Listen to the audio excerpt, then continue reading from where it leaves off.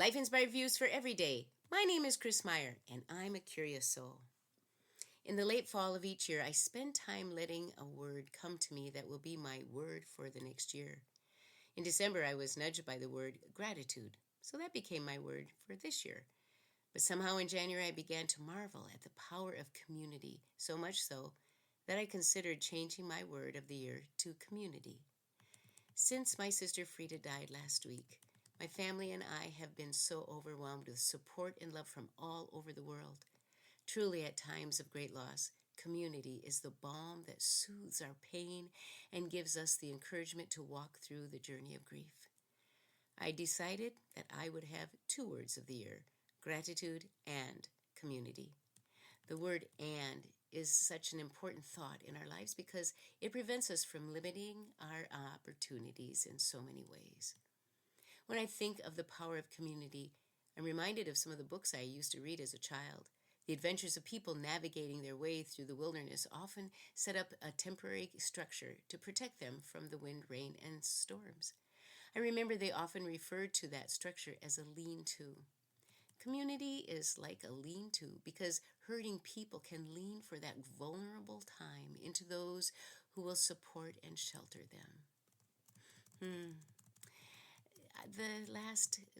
Since last fall, I guess, I began speaking to some groups about the research done by Jonathan Haidt in his book, The Anxious Generation: How the Great Rewiring of Childhood is Causing an Epidemic of Mental Illness.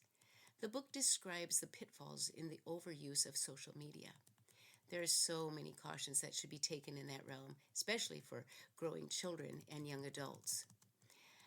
But since my sister's death last week, social media was not only a vehicle to help our friends know of her passing, it also became the conduit that brought us caring support from so many. Isn't it interesting how something that can cause harm can also bring goodness? There are many things like that in our lives. I suppose it's like the Chinese symbol known as yin yang, which are opposite forces that can work complementary to each other. As in so many aspects of life, it is up to us to use wisdom, to use those opposite forces that exist in social media to work for good. I'm grateful that it was there for this time in my life so I could share about our loss. I could share a video of the beautiful voice that my sister Frida graced our world with while living, and my family and I could gather the love and support from others. Remember the lovely story I've told about Mother Teresa and her novice who was in charge of her schedule? It seems that the novice was always going to Mother Teresa with problems with the schedule. One day, when the novice had approached Mother Teresa with another problem, Mother Teresa asked her, could we change the word? Instead of calling it a problem, could we call it a gift? The next time the novice had to go to Mother Teresa with a problem with the schedule, she remembered Mother Teresa's words and said, Mother Teresa, we have a gift. The plane is delayed 4 hours. She said, a gift. And Mother Teresa then took out a book from her satchel that she'd been wanting to read and sat down to read.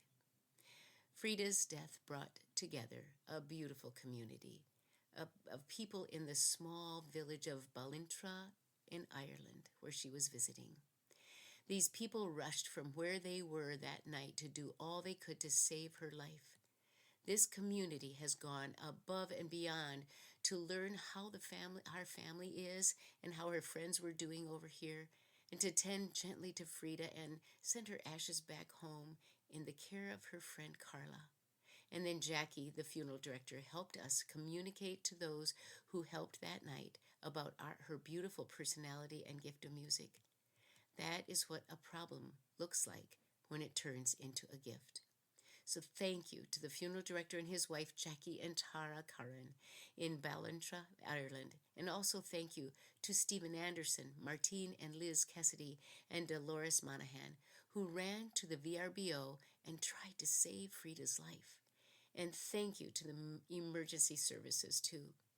This community has gathered around a stranger and her family and friends.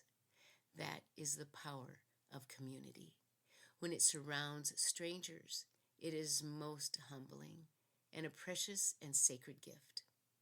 Social media, a problem or a gift. It depends upon what it is used for. It can be a powerful vehicle that gives life or takes it away. This week, I'm grateful that it was a gift because it has brought together a community of love and support that our family will never forget. This week, on your bathroom mirror, write community, a gift beyond measure. Join me next Monday for Live, Life-Inspired Views for Every Day. I'm Chris Meyer, and I'm a curious soul.